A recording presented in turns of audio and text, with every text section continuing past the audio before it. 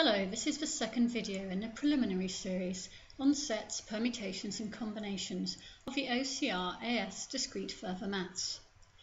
This video covers the pigeonhole principle.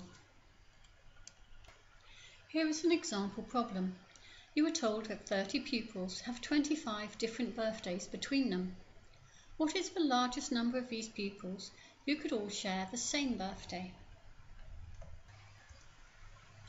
If each of these 5 pupils here all shared the same birthday as the pupil here, then the largest number of pupils who could all share the same birthday would be 6. However, it is very important to read the question very carefully. If the question really meant to say how many could share a birthday, then we could have each of these pupils sharing a different birthday.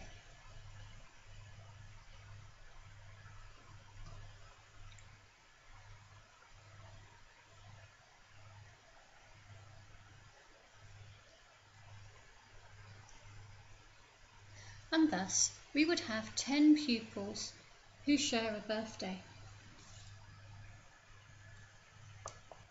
The previous problem has made use of something called the pigeonhole principle.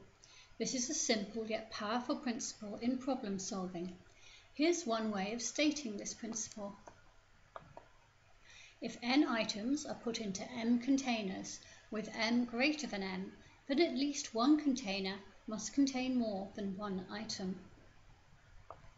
This principle is very useful for any problem involving items and spaces.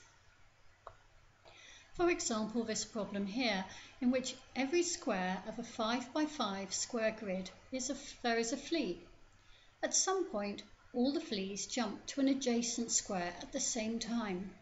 Now, 2 squares are adjacent if they share an edge, but not just a corner. So in other words, a flea must jump either horizontally or vertically, but not diagonally. So is it possible that after they settle in the new squares, the configuration is exactly as before, with one flea per square?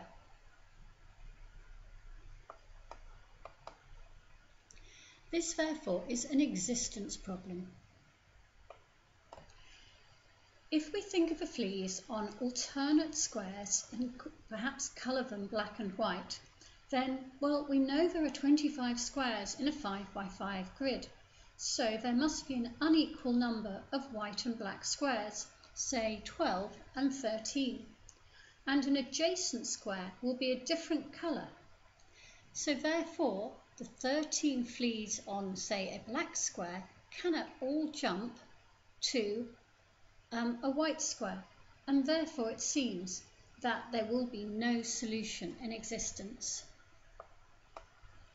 Similarly, the 12 fleas that start off on the white squares will move to black squares, and therefore there will be at least one black square which has not got a flea in it after the first move. It would be a good idea if you try and find some more problems for yourselves. For any problem that can be described by trying to map a set of objects into a set of spaces, it is worth looking to see if the pigeonhole principle will help. So there are lots of examples using this principle, some of which are straightforward and some quite surprising. You can find some more examples and problems at this website. In the next video, 1.3, we will consider problems solving with sets.